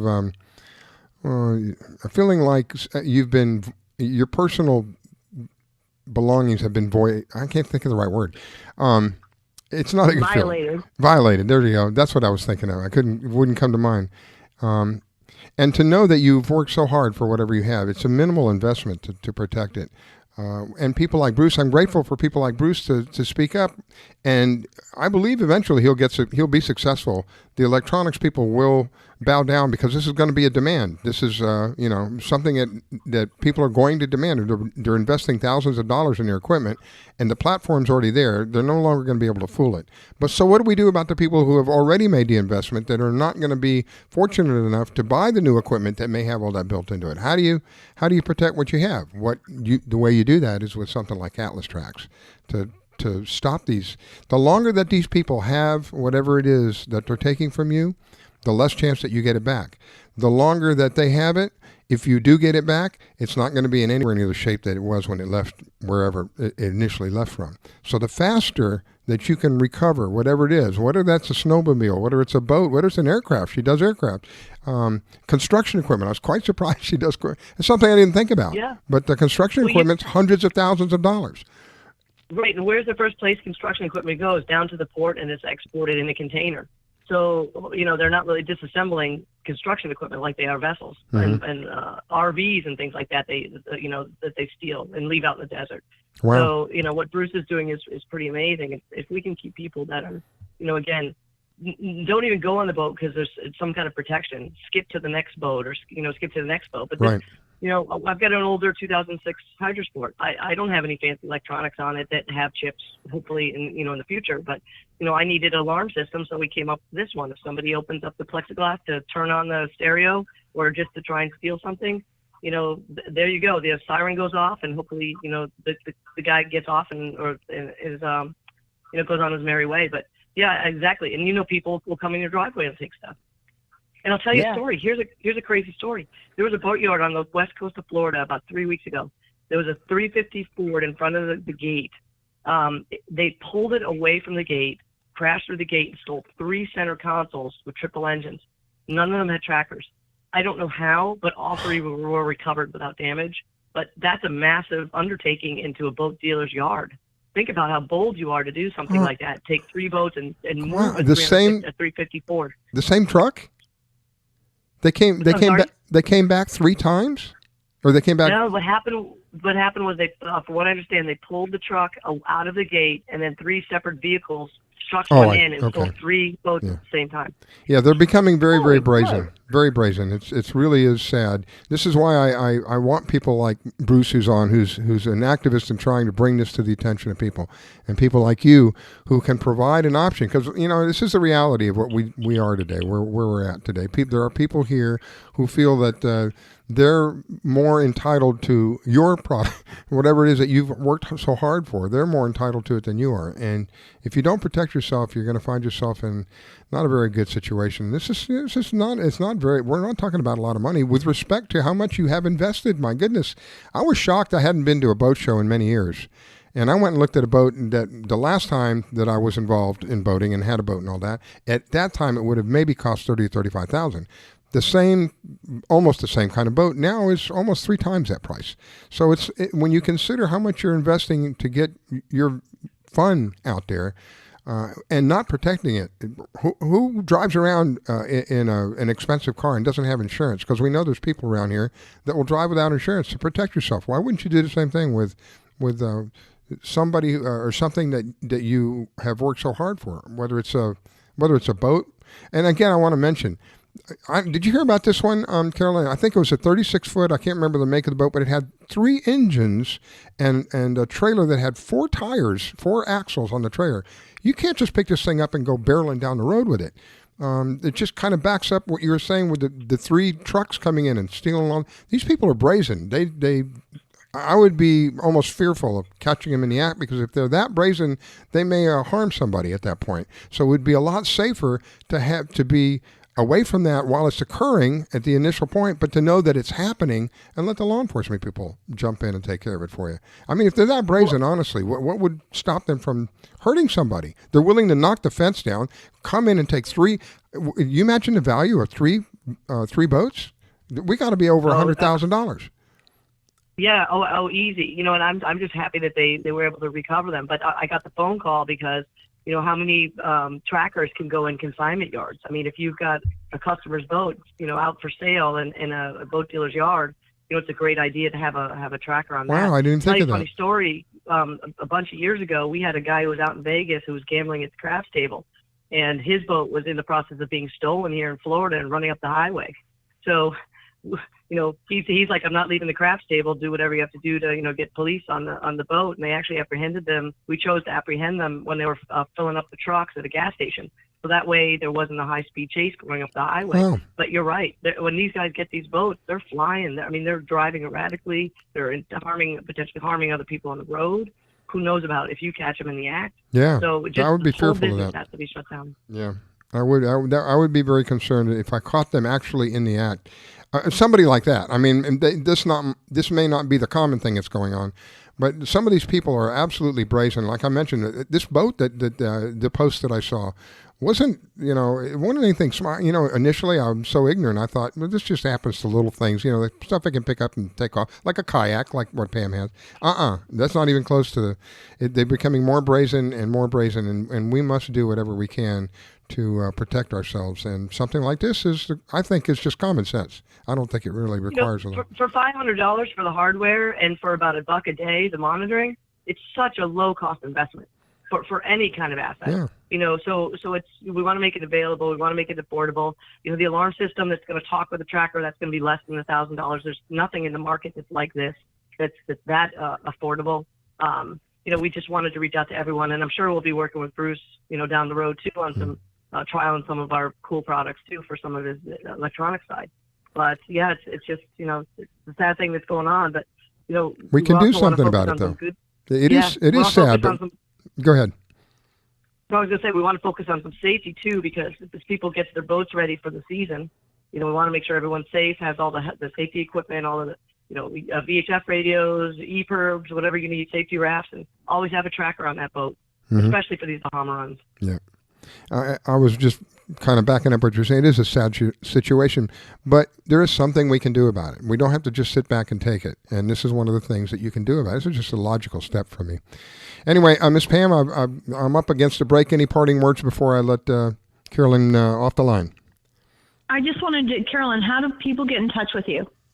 Sure, they can ring my cell phone, which is area code 954-465-3743. They can find us on our website, which is AtlasTrax, AtlasTrax.com. And we have a real active Facebook page that we're posting constantly, fishing trips, events that are going on, success stories. So they can find us there as well. And, excellent. I'm so excited for what you do. I think are the insurance companies like giving a discount now if they've got something like you on board? If it's a triple engine boat, it's mandatory to have a tracking device. If it's a twin engine boat or other, they usually give us some kind of discount toward the yearly premium, but it's mandatory for triple engine boats. So it basically will pay for itself between the registration and the insurance. How can you not do it? Right, it makes a lot of sense, and peace of mind is everything. How much do we worry about our family when they just run down the street to the store? Yep. I appreciate you having me on. And Riscala, please feel better. And Pam, nice talking to you as always. Carolyn, thank you for your I'll talk prayers. to you a little later. Appreciate it, You Carolyn. got it. Thanks. Thank you. Bye-bye. Bye-bye. All right, my friends, Carolyn Stash, AtlasTrax.com. You can find her on the web. You can call her if you want. She's literally available on the phone. An easy person to get a hold of, and an even easier person to get along with. Thank you so much, Carolyn, for you, your product, and your prayers. It's well noted this last week. All right, I'm kind of running behind today, so I'm not going to take the next break. I'll have to take that up with my people, but we're not going to take the next break because I want to try to get back on course because we're losing time. My next guest is Leiza Fitzgerald. She's with the CCA of Florida. Why I like Leiza? She is one of those that provides benefit for. Oh my goodness! Let's let her talk about it. Good morning, Miss Leiza, and welcome to the Fish Florida Show. Well, good morning, Riscala. How are you? I'm doing very well this morning. Very, very well, especially having. Good. Well, that's wonderful to hear. After I'm sure all of your guests are mentioning it, but so thankful that you're better. Well, thank you. So let's talk a little bit about what you do. Well, what I do, my official title is the director for the STAR competition. But I work for an organization and have the opportunity to get involved in some of the most amazing habitat restoration projects, water quality initiatives, restocking programs, oyster bed renourishment, offshore and nearshore reef deployment. So for me, it's just an amazing opportunity to be involved with an organization that does so much for sustainable fisheries and the betterment of our marine resources. And, I had you on, I think it was a month or so ago. They released a whole bunch of fish. Let's talk about that for a second. Yes, we sure did. How exciting it was. I got to be involved in several of them. What was so cool is that we released from Pasco County to Collier County 16,000 juvenile redfish. These redfish are between 4 and 6 inches. Those are to help Mother Nature reestablish our redfish stocks after the loss from the red tide. We called it a red tide recovery effort. And although it may not appear to be huge to a lot of people, it is a very big step. We also then released 25 to 30 breeder redfish in every one of those counties. So nearly 300 breeder redfish. And every one of the redfish that are females, we believe all of those to have been big brooder females, they release 1 million to 2 million eggs. Wow. Now, what is a breeder redfish? Hopefully this is a redfish that's over 27 inches. Correct. Redfish will spawn once they reach that 24, but primarily over the 27-inch level. So most of the fish that we released, if you look at any of the pictures, were the 27 to 32-inch fish. And they spawn, and when they spawn, and they spawn in the spring, and we release them with the understanding and the knowledge that they're prepared to spawn, they will go out and spawn 1 million to 2 million eggs. That's awesome. The reason I ask that is basically if they're over 27 inches, they're protected. You can't harvest them, That's so they're going to be staying in the waters. Well, but also right now there is a moratorium. There is a no catch of any redfish in that area where we release them. Correct. From Pasco all the way down to Collier.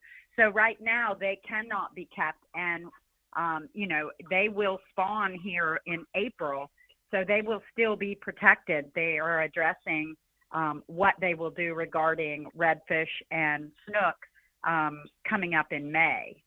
So they have some protection. We're very excited about it if, and I say if, everyone would adhere to the regulation of a no-keep. I've heard of lots of people who are still keeping fish, and that's just tragic. Yeah. Yeah. We know. I mean, and go ahead, yeah, Pam. and the other thing that people in my shop almost weekly, people are not aware of that they cannot keep a trout over 20 inches, just again to protect them and protect the breeders. Well, and that's what we're trying to do. Any trout that you catch that's over 20 inches, just about any time that you catch a trout over 20 inches, any time of the year, she is full of roe. It's just, you just don't keep them. I never keep a big trout. And I will tell you, you know, we do have another release that CCA is partnering with the Moat Marine Laboratory, and we are going to be releasing 5,000 snook into Charlotte Harbor. So Sweet. we are releasing 5,000 snook to help that area that was pretty severely hit. Unfortunately, that red tide hit right when those big spawning females were hitting the passes, and we had some significant loss. So we're going to try and help with that. It is such a nice initiative to be able to do these releases with the help of Duke Energy, who donated the redfish, and we then CCA and FWC worked together to get the permitting, and then we transported these fish along with Duke Energy down the coast and got them put out. You know what? I was really surprised. Again, I guess just kind of being ignorant, but I didn't even know there was such a thing like you're doing. That they grow snook, they grow redfish, they grow. Where's all that done? So Duke Energy has a mariculture center, and they have been raising redfish, trout, spotted trout, for the past 15, maybe 20 years, and releasing them in Citrus County. Wow. Yeah, most people were not aware of that, but Duke Energy has been putting back into the environment up in Crystal River for quite some time. Wow. Moat Marine has been specifically raising snook, and they've been releasing snook for the last, they're the authority on snook, in the last probably 10 years or so, and they've been releasing them in the Sarasota Bay area and studying them and working on snook. And FWC for the past 20 years has had a hatchery over in the Apollo Beach Ruskin area, and they had reared and were releasing redfish in Tampa Bay. Actually, Governor Jeb Bush and myself released the 1 millionth redfish into Tampa Bay, and that was a project also that Coastal Conservation Association was involved with. You know, I may correct me if I'm wrong, but are you the ones who put on some kind of a tournament where people could win a prize for picking up trash? Is that? You are correct. That is us, Riscala. You know, I'm so thrilled with our STAR competition. It's a summer-long competition. We award nearly $500,000 in prizes. Wow. We have those available. Wow. Yeah, $500,000 in prizes just for fishing over the summer, and it's so inexpensive to get involved. It's $40 to enter the tournament if you are a CCA member. If you're not, it's $75, and that includes your 1-year membership. For youth, it's $10, and they become a new Tide member, and their registration in STAR is free, and they have a shot at their share of $100,000 in college scholarships. But the division that you're talking about is our Costa Kick Plastic division. What we've done is initiated a summer-long shoreline cleanup. So every 5-gallon bucket of garbage that you pick up, you have the official West Marine measuring device in the photo. You take a picture of that 5-gallon bucket full of garbage, dispose of it properly, and you are entered in a drawing for $1,500 cash or all kinds of great prizes from Costa Sunglasses. And if I remember right, I think you're the ones who released the tagfish, right? Is that you? That's correct. Yeah. We tag 167 redfish, and those redfish are released on the east and the west coast, on average 4 per coastal county. Now, Citrus County has 8, Charlotte County has 8, and Brevard County has 8. So if anybody's trying to win themselves a brand new GMC pickup truck or a Contender, Pathfinder, Carolina Skiff, Hughes, or a Relentless aluminum bay boat, all powered by Yamaha, you need to go to one of those counties because your odds are much greater that you're going to be able to catch a fish in those counties because they have 8. So, Leiza, work with me here for a second. They catch the fish. What do they do? Yeah. What happens next? So if you catch a tagged redfish and you are registered in the competition, and please make sure you're registered.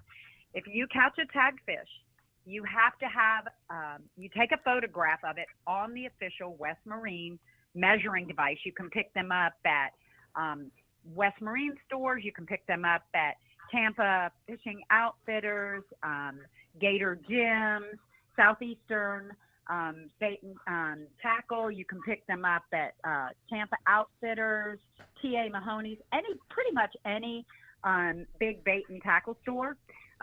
You take a picture of your fish on the official measuring device and you submit it. You can either go to the website to submit, or you can have on your phone a Star Tournament app, and you just upload it through the Star Tournament app, and we will get notified that you've caught a tagged redfish. If you are registered in the competition, we give you 72 hours to take a polygraph examination. If you pass the polygraph examination, you get your choice of the prizes that are available at the time that you caught your fish. So if you're the first one to catch a tagged fish and you're registered, you have your choice, as I said, of the GMC pickup truck, the Contender, a Pathfinder, a Hughes Redfisher, a Carolina Skiff, or a Relentless 24-foot aluminum bay boat. All powered by Yamaha. You shared with me one time that a young man, a teenager, had the option of winning the top prize, but for legal reasons they couldn't because of the whatever the legality of it was. So you stepped up and you did something. What did you do? Because he couldn't collect they couldn't give him the truck and all that. What did you do in substitute for that? So we do have a youth division now. So youth have the opportunity to win a Carolina Skiff with a 40 horsepower Yamaha and trailer, outfitted with a brand new Minn Kota trolling motor on the bow, a Hummingbird electronics on the console, and on the transom they have a shallow water anchor. Nice. Wow. Yeah. So now every youth angler that participates also has the opportunity to win, and they can win a brand new boat. So the story I was telling you, if I remember right, I think you said, for whatever reason, I don't recall what the reasoning was, he couldn't collect the money or whatever it was, but you did something probably even more valuable. You got them a scholarship. Am I right? Was that you? That's correct. Yes. Mm-hmm. Yeah. So, we again. gave them a scholarship, a college scholarship. Now, I will tell you, we have $100,000 in college scholarships, and that's presented by Academy Sports and Outdoors. Wow. But we have two $25,000 scholarships. Academy offers one, Realtree Fishing offers the other, and then we have 10 $5,000 college scholarships. Wow. And those are underwritten by corporations and businesses and individuals in the community. And we've just had a great outpouring of companies that have underwritten those. We still have a few left. If any company wants to get involved with us and do a really great thing by allowing a youth to have a college scholarship, their ages 6 to 17, and we have some 6-year-olds that are excited because they've won their college scholarships, and we already have kids going to school on the scholarships we provide. I love it. Again, one of my core heartstrings in my life is we're here to help each other. And when we can provide something that everybody benefits in, how can you lose? Everybody. That's what I found it so interesting that the only tournament I've ever heard of where you go pick up trash and you might win something. I never heard of anything like that. But you know what? Who wins? I'm going to tell you, we've gone one step further in the trash division.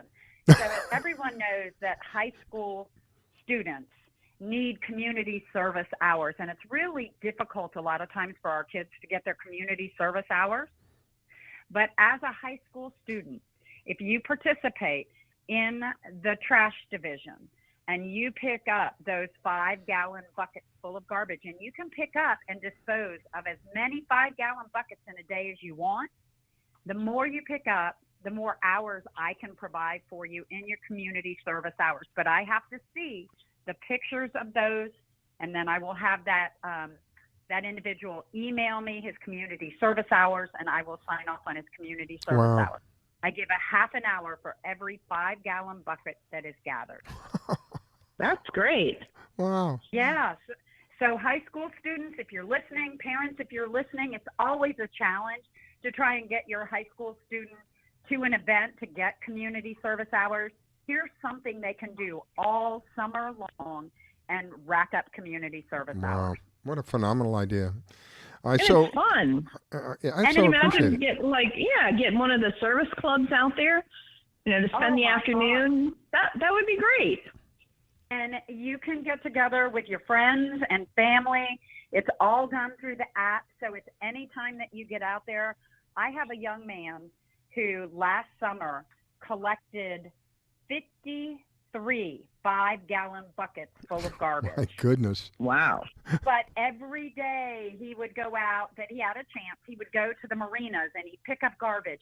And he was a spokesperson. He would tell everybody, people would say, "You're doing a great job." And he'd say, "You can too." Cool. His dad told I like that. that he was so shy. His dad told me he was very, very shy until he got engaged in this, and it was passion for him. And he started talking to everybody at the boat docks and the marinas, telling them what they needed to do to get involved. Wow. Very cool. Wow. Well, I so appreciate what you do, and that's why I enjoy having you on. Again, it's what you do benefits everybody. This is the kind of thing that really is at the core of my belief. Something that and helps. You get rewarded for doing it. Yeah, on top of that. We give away 100 prizes in this tournament. Wow.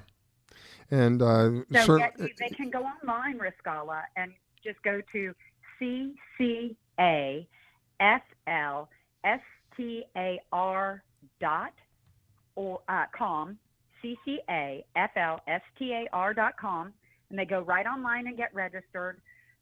We are going to do early registration prizes. We every week are going to draw for $250 in prizes every week from the registered anglers that we have. And they can even win, without the tournament being started, if they're registered in the competition and they catch one of the previous year's fish, they win a $1,000 prize package from Engel Coolers. I want to go fishing over on the West Coast. It's the West and East Coast. It's statewide. Okay, but where is it on the East Coast? All over on the East Coast. Oh, really? Every county. I do remember you saying every county. So I think every place but the lagoon, right? No, there's fish in the lagoon. We go into the lagoon and we capture fish in the lagoon. We have the permission from FWC to capture fish in the lagoon, tag them, and release them back in the lagoon. Cool. Awesome. Yes, you cannot. We cannot import fish into the lagoon, but we can tag those fish that are residents and release them back into the lagoon. Last year, the same fish was caught 2 different times, yet neither of the anglers were registered. Well, my buddy, about a month ago, and I'll say where it is, anybody who fishes in Tampa Bay, in Bishop's Harbor, caught a previous redfish. And he's a member and has been fishing the tournament for years and years, but did not re-sign up quick enough. So he lost that $1,000. Yeah. Wow. You know, the $1,000 doesn't hurt as bad as the $80,000 boat. Yeah. Exactly. $60,000 truck. Oh my goodness. Last year we had 36 tagged redfish recaptured during the tournament with only 2 winners. Wow. So 34 people, and half of those 34 people knew about the competition and just never thought it would happen to them. I call it registering. I call it insurance and DA, if you know what DA stands for. Yes. It's insurance. Yep. That you are not called by your friends one of those. Because, well, you know, if you know about it and aren't registered, that's not a smart move. Shame on you. I am so I'm so impressed with this organization, Riskella, that I am a life member. You know, I just think what you guys do is so impressive, and I'm so proud of you and your background and what you've accomplished. Well, thank you, Pam. I can tell you, you know, I have always been involved in conservation. I've been a member of CCA for nearly 20 years, and I am a life member as well. And it has just been so tremendous to see every year the amount of money that goes back into our fisheries. We, to date, in collaboration with our partners, have put $4.5 million in habitat restoration, water quality projects back into the water. Wow. We're doing clam establishment in Mosquito Lagoon. I'm working with Blair Wiggins and FWC and the University of Florida and establishing clams there. We work very closely with Sarasota Bay Watch to fund their projects and to help them. We've just weren't you also instrumental in helping that gentleman, I forgot his name, Riskella, but is doing those trash tournaments like every other month? Captain Holland. Yes. Captain Holland. Neil Holland, Yeah. their ghost trap tournaments. Yes. Yep. And we do trash tournaments ourselves. We do trash actual physical where we are at an event and do trash cleanups. But the summertime, we feel like it just, you know, it's so hard anymore with everyone's schedule to just pick a day you can go do something. So giving people the luxury of being able to pick up trash anytime they have a half an hour or an hour or at the boat ramp waiting to launch their boat, pick up a 5-gallon bucket along the shoreline. I mean, you launch at Cockroach often, and I can go to Cockroach boat ramp and pick up a 5-gallon bucket in close to 10 minutes. I can imagine. Wow. I mean, you just got to get out there and make a difference and pick up the garbage. And I can tell you, if everybody does their part, and you think it's just one little 5-gallon bucket, but think of all the recreational anglers that we have. If everybody does their part, and every time they're on the water, they pick up the floating trash bags you see, the floating water bottles, picking up anything that you see in the mangroves, pulling that out of the mangroves. It will compile. Everybody wins. It will make a difference, and we will all win. Everybody wins. That's what I like. Everybody wins. Yeah.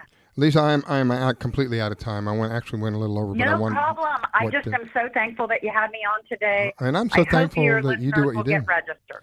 I'm so thankful that you do what you do because everybody wins. This is what I like about this kind of thing. Everybody wins. There are no losers. Yeah. Well, I want to say there are no losers. I can't think of anything right off the bat. Where would a loser be in any of this? You pick up trash and you're cleaning the environment, and you might get paid for it on top of that. So you get the feeling of knowing that you've done your part, whatever little part that is. On top of that, you may be rewarded for doing that, or you get involved in one of these tournaments, a CCA Florida tournament, and go fishing. You like to go fishing? Go fishing, and who knows? You might be the lucky person that hooks that fish that is tagged, and you have a choice of what was it? A pickup truck, a boat, and GMC pickup truck, Contender, Pathfinder, Carolina skiff, Hughes Redfisher, or a relentless aluminum flatboat. Wow. What a reward. All powered by Yamaha. Yeah. So you go out there, you're having a great time, you catch the magic fish, and on top of that, you get a super blessing. That's great. All right, I've got to let her go. Pam, before I let Leiza go, anything you want to say? No, just like I said, I appreciate everything she does. I appreciate CCA and I wish we could get an annual of releasing more redfish, trout, and snook, like redfish, like they do in Louisiana and Texas. It'd be awesome. It's going to happen. It's in the works, and it's going to happen. And FWC is stepping up, as well as CCA. All of us are working together to make it a constant effort instead of just an occasional. Well, thank you so much. I appreciate it. I wish you a wonderful day. Thanks, guys. You All guys righty. have a wonderful day. Thank you. So long. All right. Bye. All right, my friends. It's CCA of Florida. You can find them online. Again, this is something that you can do that helps everybody. This is nobody loses, and that I can think of anyway. Nobody loses. All right. Now I'm gonna bypass. My people are gonna be upset with me. We're not gonna do any more commercials today. I'm just running. I'm so I'm amazed at how awake I am, and I haven't had any coffee. So there's something going on between what happened to me this last week and today. All right, getting more oxygen. Yeah, whatever it is, it's working, because I tell you what, normally right now I'd be what? Without coffee, I'd be like mumbling at this point. So it is amazing, truly amazing.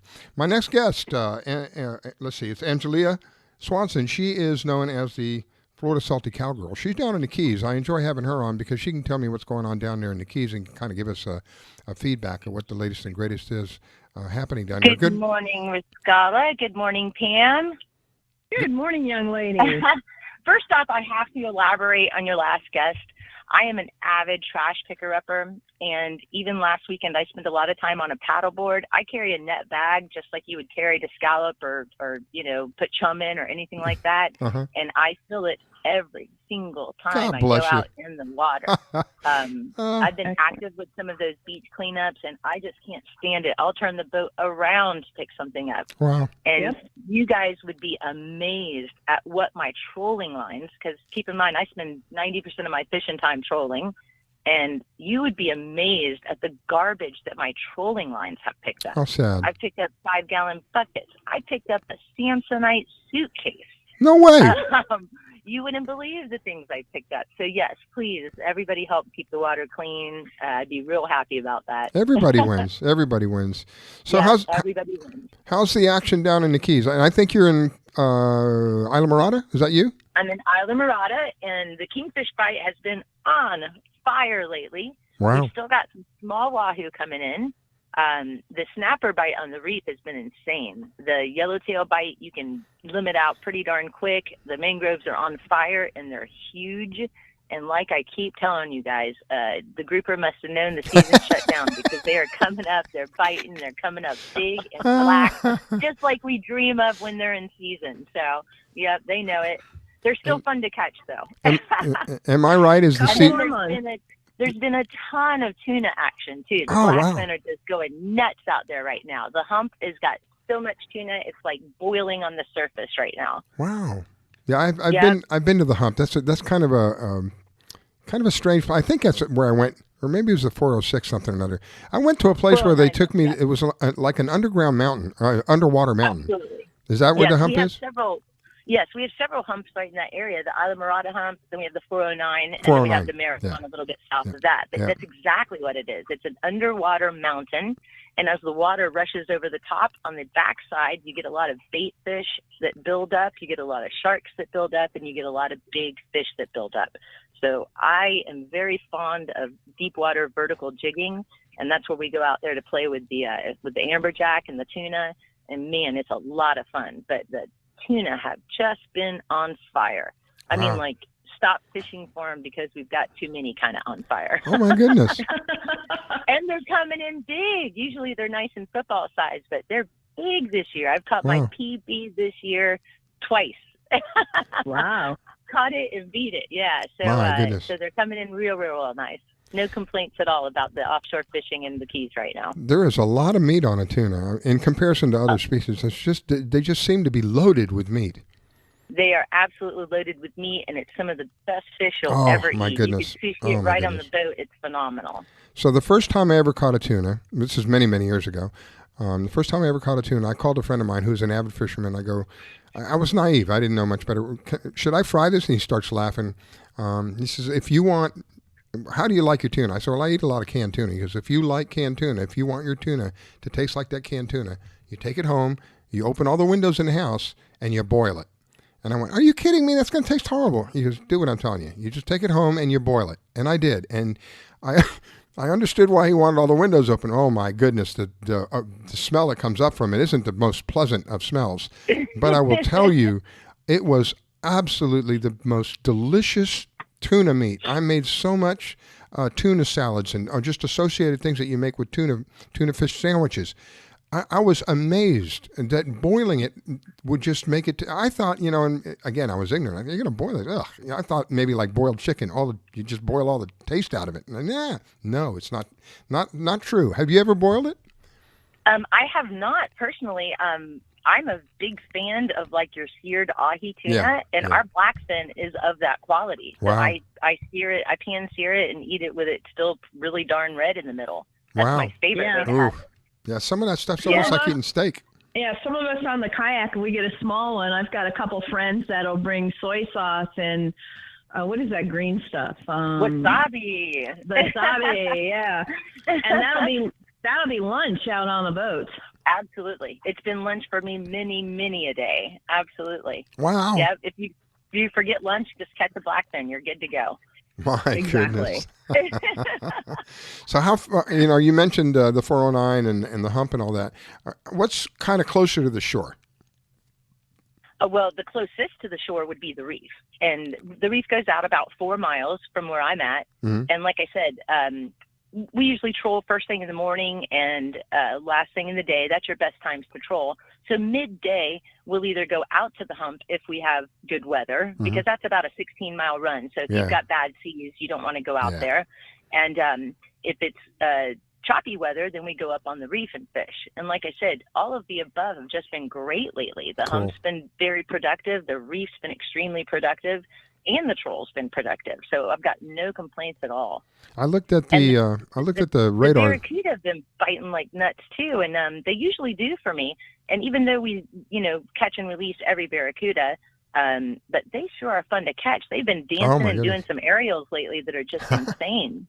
Yeah, I looked at the radar this morning before I did the show, and it looked earlier this morning anyway.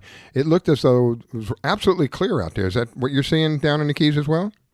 Absolutely perfect. Wow. It's been perfect for about a week now. Wow. Yep, no complaints at all. Well, I mean, if somebody wants to enjoy their Sunday and maybe next Sunday or Saturday, what is your most preferred time? I take it. I know that you're a guide, that you're a professional guide, and you take people out. And one of the things I like about you is you teach them. You just don't take them out. Okay, here, I'll catch it, I'll hook it for you, and you reel it in, kind of thing. Real big about instructing. Yeah. Riscala, I really prefer to troll. That's where I get most of my big, fun game fish. Your kingfish, your wahoo, your mahi, and you do catch a lot of tuna that way too. But the best hours to troll are going to be your first 3 hours of daylight and your last 3 hours of daylight. Those are your absolute best times to troll. When we get into that middle heated part of the day, that noontime sun where it's just hot, for some reason the troll's just not good. That's when we go hauling out to the hump, or we go up onto the reef and either drift or anchor. And those two spots will be real productive in the middle of the day. But as far as trolling that reef line goes, first 3 hours a day or the last 3 hours a day are going to be your best bet every time. And I take it it's an all-day thing, or is it a half-day thing? How do you... I'll do customized trips for Scala, but I prefer to do all-day trips. But I'll absolutely customize a trip for whatever somebody would like to do. And is it any time during the week, or is there any time during the week that you will not go? Maybe that's a silly question, but is there any time of the week that you will not go out? No time of the week, day, night, or year that I won't go fishing. But I mean commercially. If the winds are over about 16 knots, that's when I call it off. But if the wind's not over 16 knots, there's nothing that will keep me off the water. Oh, my goodness. Oh, Lord have mercy. What time is it? Look at there. We're already out of time. This is has probably been one of the fastest show in my mind that I've done since I started doing this. I agree. I agree. I have a quick question, though. Go ahead, Pam. How do they reach you? Oh, you can reach me at FloridaSaltyCowgirl.com. You can also see me on my Facebook page at Florida Salty Cowgirl, or you can reach me on my phone at 813-610-0078. And feel free. Also check out my full line of lures, too. Yes, that's impressive. Thank you. Angelia, thank you for taking the time to call in. I'm looking forward to talking to you again next week. Pam, God bless you. Thank you. And those of you who prayed for me, it made a difference. 2 days ago, I had heart surgery. Here I am doing the show. And I feel great. I really, truly do. God bless you all. Looking forward to being with you again in a week. Have a wonderful day.